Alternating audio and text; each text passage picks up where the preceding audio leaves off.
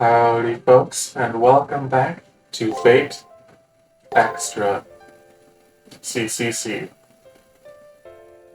I gotta used to saying that now. We'll be going to continue the prologue. Last time we ended up by talking to Rin in the garden here before she mysteriously vanished. Now we're heading towards the shoe locker. Saka. What was I?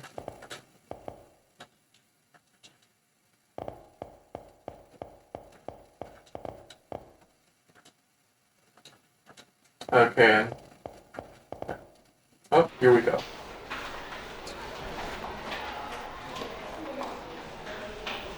It's the end of the day. The school building is dyed in the colors of the sunset.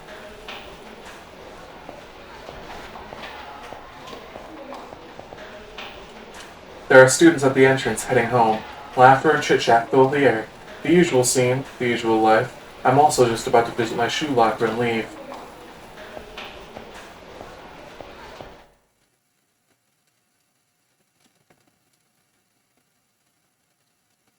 In the shadows of this twilight is a single girl collapsed on the floor in pain.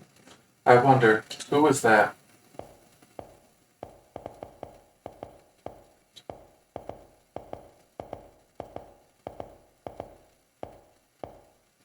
Her breath is worn and her cheeks are flushed. She's clearly sick, and yet no one seems to notice. This scene is not normal. I'm starting to doubt my sanity. No, the sanity of the people around me. There's no way every single person could just ignore this. There hasn't been so much as a single person who's even glanced at the girl in the white coat. I should help her. In any case, I have to do something as soon as possible. I lift up the suffering girl and up. And up. Hair so long. Well, this is troubling. I know this isn't the time, but I'm getting a little nervous. The sweat adorning her white skin is so captivating that any guy would find, even girls would find themselves unable to look away. It's a little rude, but she kind of reminds me of sugar candy. The girl's body is sweet, soft, and fragile to the touch. Ah, she's warm, as if she's a real, living being. Ah, you can see me. I'm seeing her, and I'm holding her. That's why I'm able to help her up. She may have a terrible fever. It's so bad that she's not really present and you can't tell what's going on. I'm freshman year Sakuramata, in charge of the infirmary. In charge of infirmary, jurisdiction is health management. Senpai, what is your... That's not really something I have an answer for. I'm not in any committees, so I respond with my name in classroom. What? You're an ordinary student. Not even the student council members noticed me, but you did. With labored breaths, Sakura looks up at me. Poor thing. No one offered any help. That must have hurt physically and emotionally. You're safe now. I thunder my shoulder to match my words.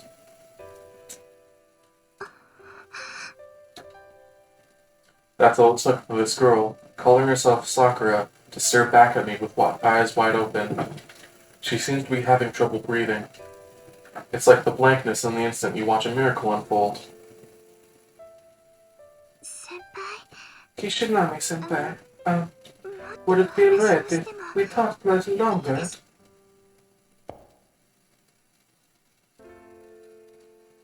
Answering her with a nod, I pick up the freshman girl, Sakura. Luckily, the infirmary is right around the corner.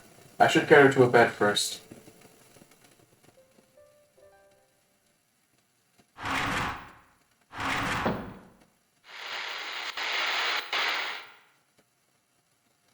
Progress of time.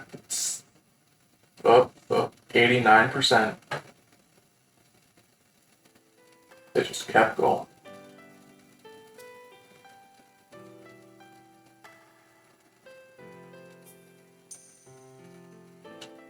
Suddenly, I wake up. It seems I dozed off while watching her. The infirmary seems to have that effect on people. An air of serenity fills the infirmary. The bustle of the school is far off from here.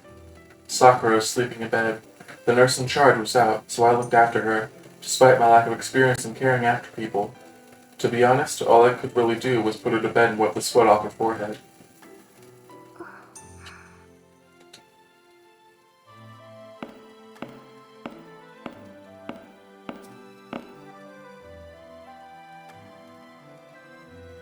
Long breaths exhale from between Sakura's lips. It would appear that she just woke up. Thank goodness. It's been long enough since then. Her fever seems to be going down too, so we don't have to worry.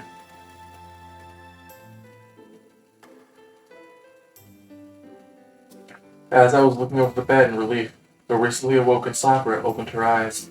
When I greeted her, she gave me a soft but happy-looking smile in return.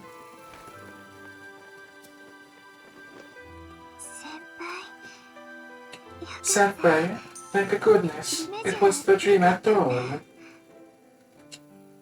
Sakura lets out a sigh of relief and looks over me with a dazzling face. She's filled with such heartfelt gratitude. All I did was look after her, so honestly I'm a little embarrassed. I set aside those feelings of mine and spoke. How are you feeling? I don't think her fever's gone just yet. I put my hand on Sakura's forehead to check her temperature. I'm fine, so it's okay. If anything, it will make my fever even worse. At Sakura's insistence, I moved my hand away. She's right, I realized. Checking someone's temperature by touching their forehead is something an elementary schooler would do. It's pretty childish, so no wonder she wouldn't like it. I still have a slight headache, but I do feel a little better now. Thanks to you, Hakano. Not only did you save me, you said to look after me, so thank you very much. Sakura smiles gently, giving me a slight bow. What's this feeling? Receiving a smile is a common, everyday thing, but I feel kinda uncomfortable, or embarrassed.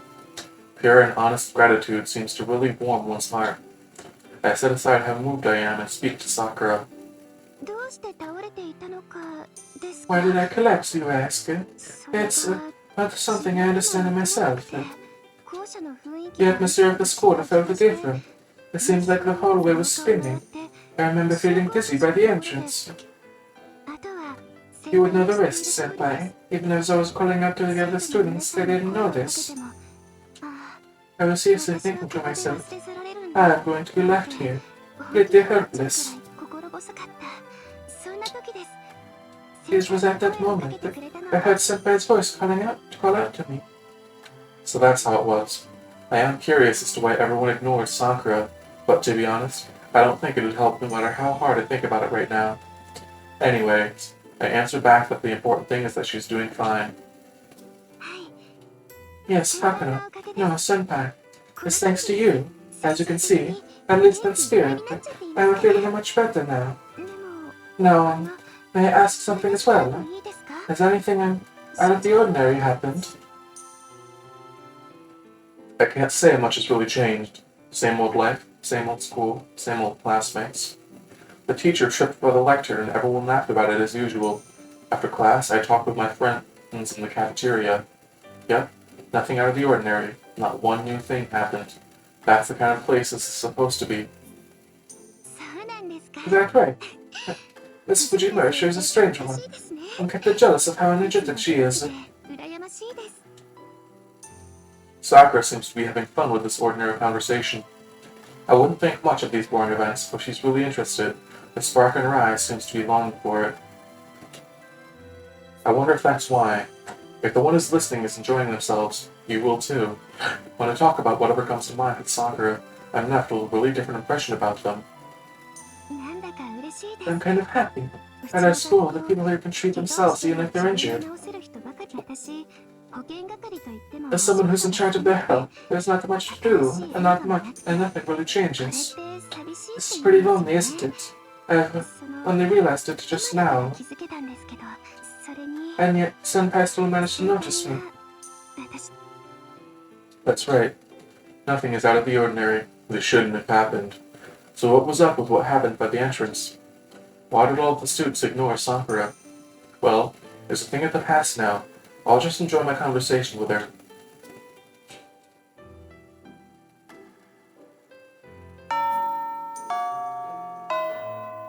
The conversation in the infirmary kept on going. It wasn't long before the last bell to leave school rang. It's time, isn't it? I apologize for keeping you so long. Be careful when you go home, senpai. Sakura then showed me out of the infirmary. As I was leaving, when I turned to look at Sakura one more time, she saw me out of the room, looking as if on the verge of tears, as if not wanting us to part ways.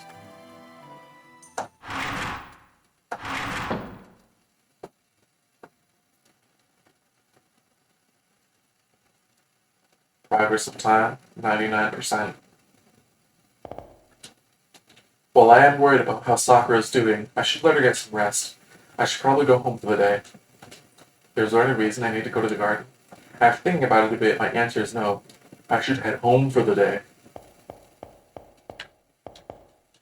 There aren't many students like to the faculty office. Let's save. Let's see. New slot.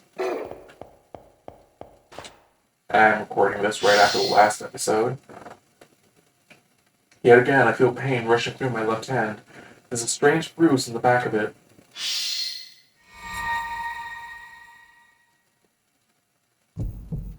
Am I worried about the bruise because of my headache? Or do I have a headache because of this bruise? I have no idea. Yeah, before I go home, before the morning comes, I should have someone take a look at this. Leah would be fine. Rin Tosaka or Rani would be fine. I wouldn't even mind Shinji. Anyways, if I show this command seal to someone I know, I'm sure that...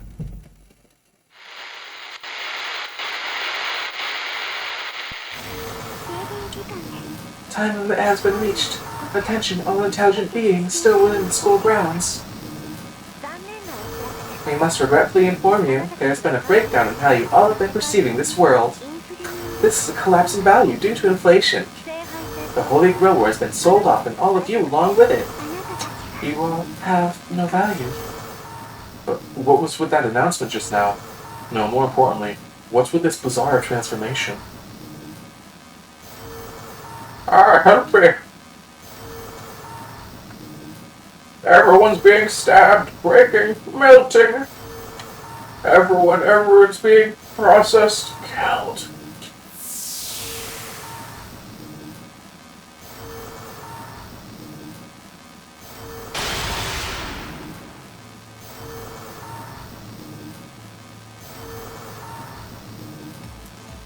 What the hell is happening? Feeling the danger, I looked outside. It was dark, as if I was staring into a hole. Forget the entrance. Window after window has been covered by that black noise.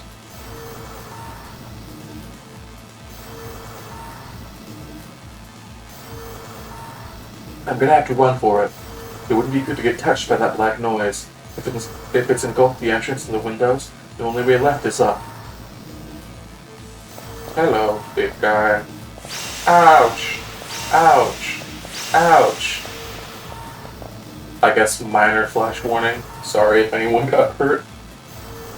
I have to get to cram school. I have to go, but my body won't move. What is cram school anyway? I don't care. There's no point in going. As soon as I fall asleep, everything.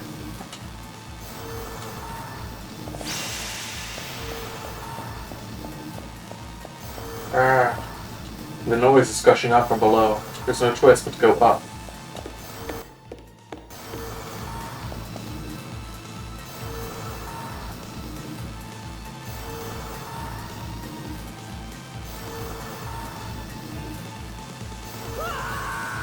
Hey, what is this? What's happening?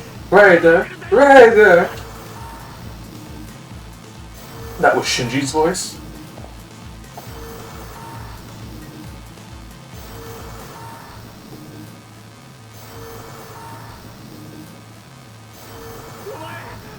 Kishinami, help! Shinji reaches his hand out to me. He's begging for help with eyes strained in fear. But whether it's the quivering of his mouth or his pride, the words "help me" won't come out.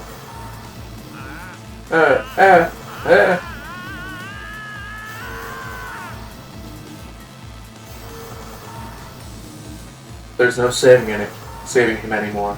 There's no point in rushing over to him now. On top of that, if I got too close, then the noise would overwrite me, too. All I can do now is ignore Shinji and keep on climbing upwards. And yet, my hands and feet moved before I could think, and I raced over to take Shinji's hand. You! Shinji's body is heavy. No, it's that he's been rooted. The lower half of his body is already fused with the hallway. Yeah. Oh, for fuck's sake, what the hell are you doing? Don't you get it? It's pointless, useless. I can't stand looking at you. Beat it! Shinji lets go of my hand. Stifling his fears, his crying eyes tell me to not come over here. He's keeping his hand from reaching out for help by his own will. Okay, that's right.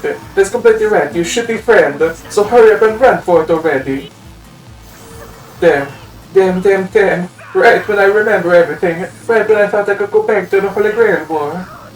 This wasn't how it was supposed to go at all. You're all just bugs. Just insects. This isn't a fair game at all.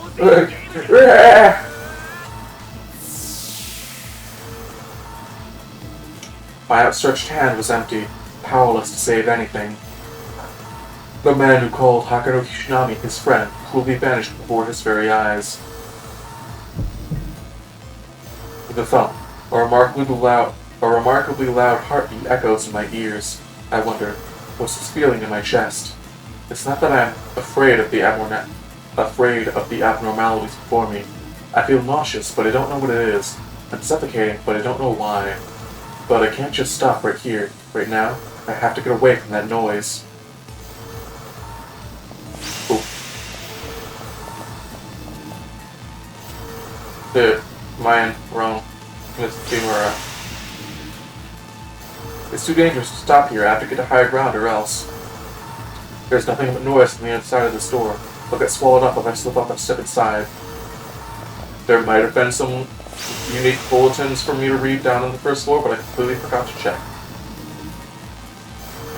What is this? No, don't. My mind is... I immediately gave it a soccer voice. Oh no, my mind is melting. As I was running past, the school newspaper caught my eye. The paper itself has already started to erode. I couldn't help but see how each word was fading into the noise, one by one. In that instant, I turned myself away to protect myself from the noise. I can't afford to stop in a place like this. I have to hurry up and run.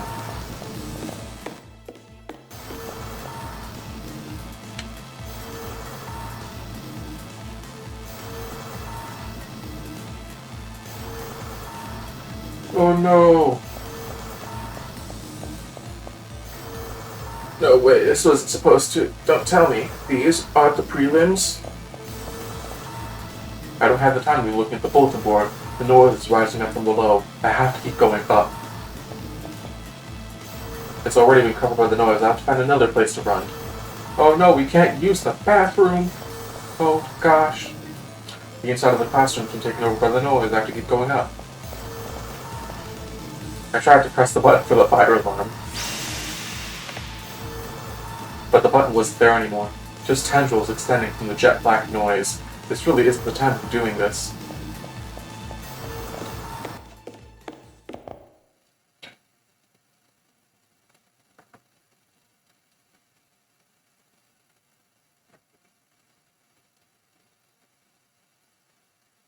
The moment I reached the rooftop, I couldn't believe my eyes. The sky is black. The city is black. Even the ground I'm looking at has been dyed black. It's like an ocean of night. In an instant, the surface of the world was coated in darkness. The single saving grace was that it still abided by the concept of light. That black ocean stretches from land to horizon, but the water level hasn't reached us here. The rooftop is still high enough to be safe. Ah, no way, not after I made it all the way here. Who's pulling at my feet? Stop it, let go, Yuka. You're my friend, aren't you? Why are you doing something like this? I hear a scream from the third floor of the school building. I looked back to go help them, but the third floor was already completely eroded by the noise. They're already... No, stop it! Don't come near me! Don't! I'll die! Not me! That noise is data. My confused mind calls up incoherent memories. No, it's because I'm so confused that I can remember things I've forgotten. That black noise melts together with the data, whatever it touches, systematically overwriting it with its data. Rather than a bandage covering a wound, it's more like rather than a bandage covering a wound, it's more like bacteria integrating itself with the wound. I'm fading away. No, not when I finally come back.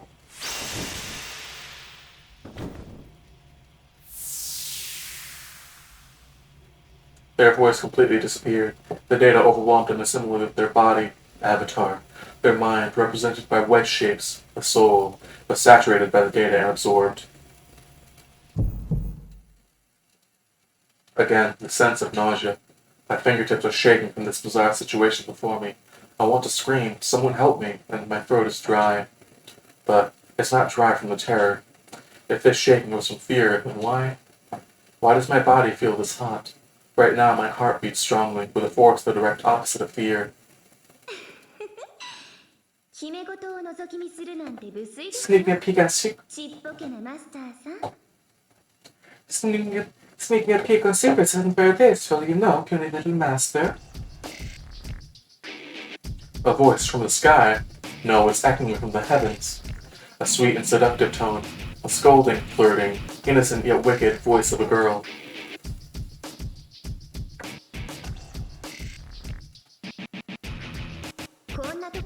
I can't believe you came all the way out here. Did you think you could run away from me, the world?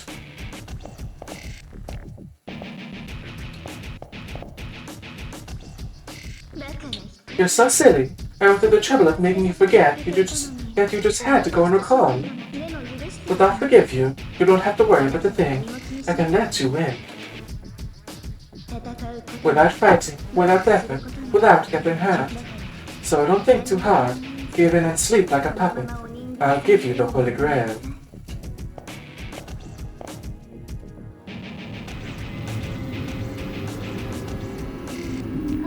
See? That's why you should give up. Hey, give up. Give it up. Why not give up? Give up. So give up. Just give up. I don't know what she means. Just that the world is ending. When I run out of footholds, I'll be swallowed up just like all the other students. The only thing I can do is tremble.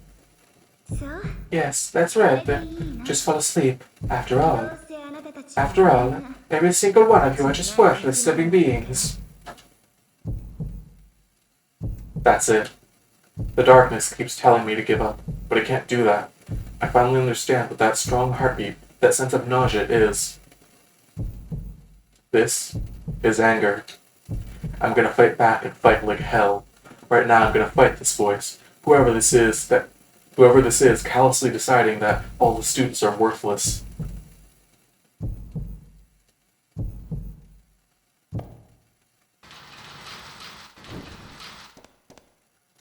Climb, climb, climb. Ha. I have the high ground, Anakin. I mustn't look away. I mustn't give up. No, I can't give up. Even if this resistance ends up futile, even if I know I can't run from this world, as long as there's blood in my body, I'll never.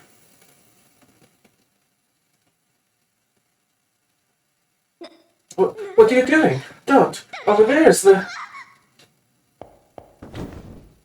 It wasn't something as grand as being prepared to die. With just not wanting to give up, I jumped off the rooftop. I do love the darn jumping animation, how it pauses in midair for the internal monologue, and then we just resume falling. Completely unmoving. Question marks, question marks. Well, how was your day? Falling, falling, falling. Piercing through the ground that turns to an ocean of night. Akano Kishinami's body fell into a bottomless darkness.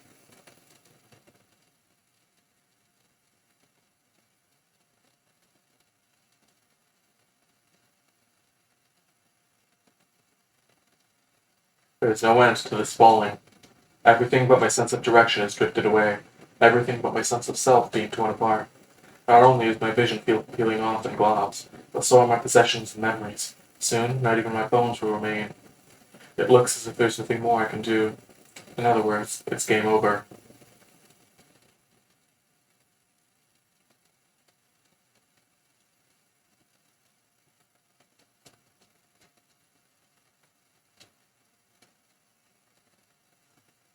I cried out, "What the hell?" as I screamed insults at myself. That I was too rash, that I made a mistake, that I was wrong.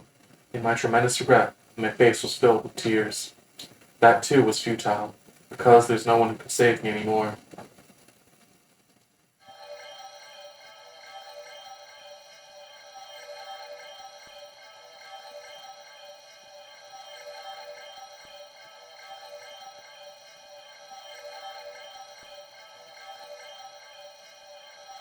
As a moment passed, or an eternity, there's nothing compared to falling through the space. It's like I'm weightless.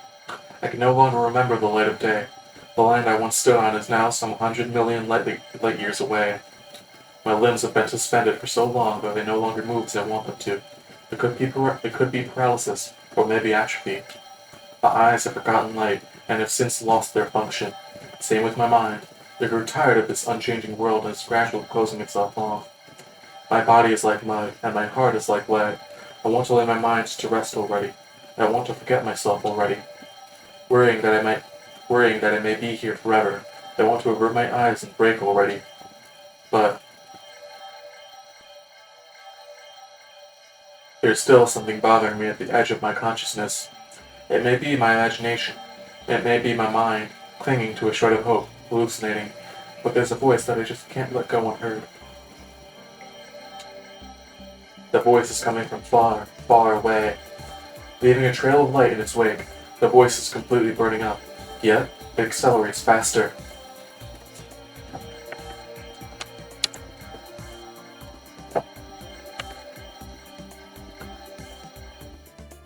Look to the sky. Reach out your hand. Just say the word. Call out for.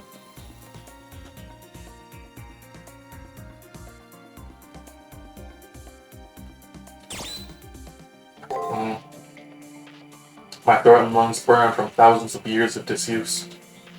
My voice still won't come out. Even if I try to reach out, my fingers won't move. My mind accepts that it's just a hallucination and once again closes the lid on itself. And yet, I hear a voice say, "Don't give up." Numerous lights pass through the darkness. Even as it's breaking apart, I can see a meteor cutting through the darkness. Praetor, reach up. I can't go any further. I need your power. Praetor, remember. Wait, how could you forget my name in the first place? This saddens me. You know I would never stop thinking about you, let alone forget your name. Just remember already. Yell and let all your emotions burst. No, this is your last chance. I know that radiance. I know that voice. My lost throat. My weakened arm fills with strength. That's right. Her name is... Come to me. Saber! Yes, I've longed to hear your call, Praetor.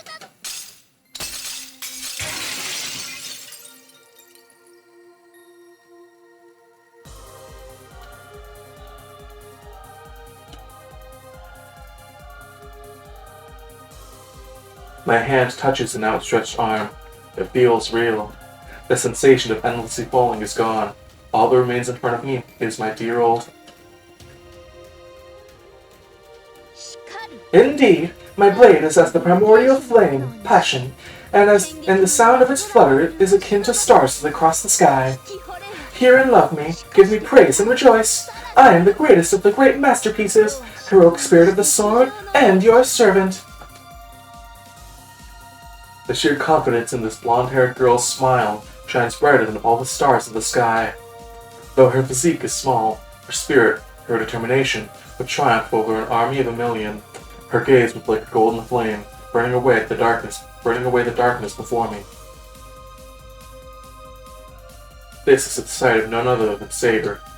The person I had forgotten up until now, who I couldn't completely forget even in this Garden of Oblivion, who swore to fight alongside me. Hakano Kishinami's servant. She came through this darkness, which extends eternally. She came to save me, despite it burning her to do so. She's my irreplaceable comrade. This crazy ordeal really took its toll on me. How many times was I going to have to call out to you? You wouldn't wake even when I called out to you. Not only that, you ended up hurtling through this imaginary space. For goodness sake, if you're going to fall, then fall in love with me. I was really worried, you know. I had no idea if your soul was safe or not. Saber grips my hand even tighter. A single flush of warm blood rekindles my frozen body. My slumbering mind is now fully awakened.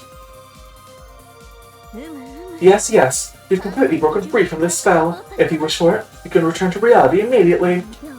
I will be waiting in the proper school building. Now, you may awaken, Master.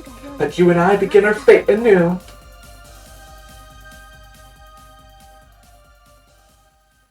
Saber's proclamation gradually fades through my consciousness. So does the dazzling sea of stars, and so does the sight of Saber. In the end, the only thing I was sure of was the sensation of those fingers I touched. Even if everything else faded away, that feeling would remain.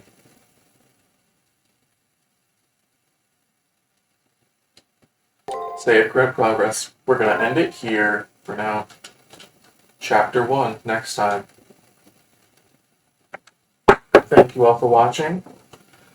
Oh, I'm doing my best with the Saber voice, but it has been a few months, possibly about like a quarter to half a year since I was making the Saber playthrough. So I'm like fully out of practice, but I'm doing my best. I mostly just remember it as like the Rin voice, but with an air of haughtiness about it. So I gotta like make my vocals go up and down a lot. Yeah, I'll be doing my best. So, but thank you all for watching. Hope to see you all next time. Like, comment, subscribe. Next time we'll be getting into the actual game. See you then. Have a wonderful, amazing day. And bye-bye. See you later, guys.